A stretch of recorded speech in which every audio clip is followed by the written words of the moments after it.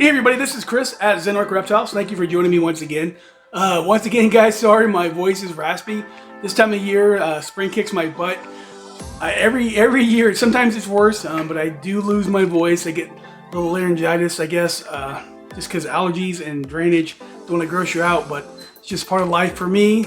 Never had allergy problems till I hit about 38. I'm 44 now, and out of the blue, never had them before, but now I get them every year. Anyways, guys, I hope you guys are having a great day. Hope you guys have an amazing year. I know it started out kind of bad this year, but I know it's going to get better for all of us. Like I said last time, I promised I'd make a more positive video. I promised this video is going to be way more positive, and I won't give you all the negativity I did last one. I wasn't trying to be negative. I wasn't trying to get into political stuff. I see a lot of political comments below, and I'll be honest with you, I don't really get into politics. I don't think politics are for me, but I don't believe that people that are in government are really out for us. They're more out for themselves. But that being said, not into politics, and I don't get into politics. And I just saw a lot of political mumbo jumbo in my last comments. Anyways, so I'm gonna answer a question. I had a long-time subscriber ask me a question, and I'm gonna answer it right after this.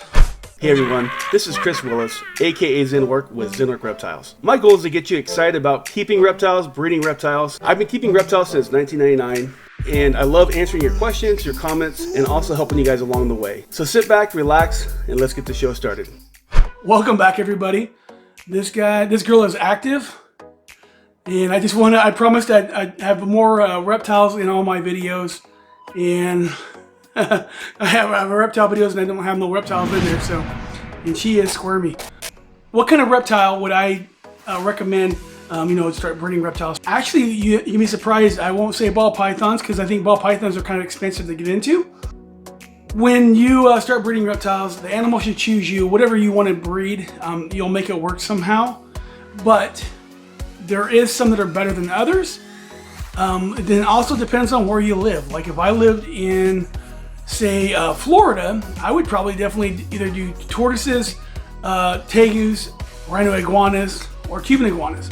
But where I live in Washington State, I'm actually going to say crested geckos. Crested geckos are amazing. They're easy to take care of, and they don't have the feeding issues like these guys do. You don't have to raise rats or anything like that. You don't have to buy rats. Their food is a lot cheaper. You can actually buy it in bulk in big tubs, and you just mix it up and it works really well. I only have a couple crested, and I would like to get more. I'd like to really get into it. I don't know if I want it to be as big as ball pythons, but I would like to actually get into it a little bit more than I am now and breed some and take some to the show and sell them if the show's ever open back up. But the reason why I say crested is just that it's really easy to get into. It's not that expensive, and the main thing, your main cost is going to be actually your crested gecko. And just be careful out there because a lot of people are adding names to these. I've noticed it, and there's other videos out there, people saying that, that have been doing this for a long time. People add these things like they'll say drippy and stuff, which there really is, but they'll say that it is, and it really isn't, and they'll charge you more.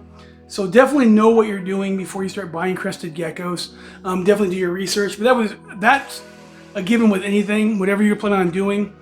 Definitely take the time and research it for yourself, because with crested geckos especially, there's a lot of people out there adding different names to them, and I don't think they really are. You can have two crested geckos look the exact same. One will sell for $1,000 and one will sell for about $600. And I'm not saying you have to buy a $600 crested gecko. You can actually get some nice ones for $100 or so. That will get you started out. Me personally, I really like the lily white. I like the ones with a little more red and orange, really bright orange. But just be careful when you're buying them. So I would say ball pythons are amazing. I'm not saying it's a flooded market, but it's a very competitive market. That's not the problem. It's just that the cost of getting into it is pretty expensive. Not only because of the animals, also the equipment you need. Racking systems and everything is not cheap. Breeding your own rats or buying your own rats is not cheap. So there's going to be a big chunk of change when you're starting out with ball pythons. With the crested geckos, you can easily ease yourself into it. If you buy 5 or 6 females and just get you a couple males, it won't be long. You'll be breeding crested geckos. Just make sure you get a good incubator, or make yourself a nice incubator If you don't know how to make one, there's a lot of videos online. Also, you can go to Sea Serpents. They make hot box incubators, and they're really nice. The only thing is just you probably don't need a gigantic one for crested gecko eggs like you do for ball python eggs. That being said though, if you get a bigger one, it's not going to hurt anything. It'll help you down the line.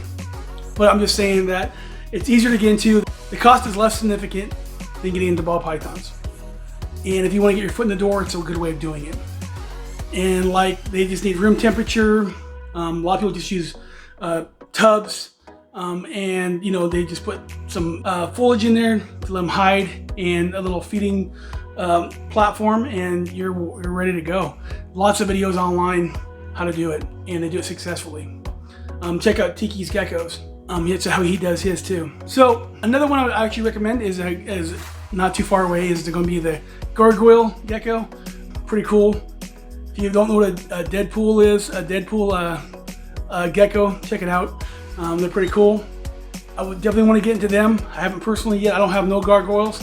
I do have some cresteds, but they will be in my future. I'm not saying I'm going to breed them like big, or you know, like as much as I do ball pythons, but I'd like to get into them. And it's, again guys, it's just a good way to get your foot in the door, and you know, you can start breeding some and take them to the shows, or start selling them on Morph Market. So it's a way of getting some little bit of income coming in, and also a way to get yourself in the community, in the breeding community. So, like I said, this was a lot more positive. I hope that answers your question, brother. Just make sure that that's what you want to do. You should, me personally, I didn't choose ball pythons, that chose me. I actually wasn't planning on even breeding ball pythons, but I brought a couple home, and next thing you know, I fell in love with them. And here I am now with lots of them. So anyways, check out some of these videos right here. Also, hit that subscribe button right there. It really helps me out. Anyways, guys, just stay positive, keep going, don't let the negativity get you down, and keep your feet dug in, and it won't be long, I'll be buying reptiles from you. And I will see you guys next time. Love you, later, bye.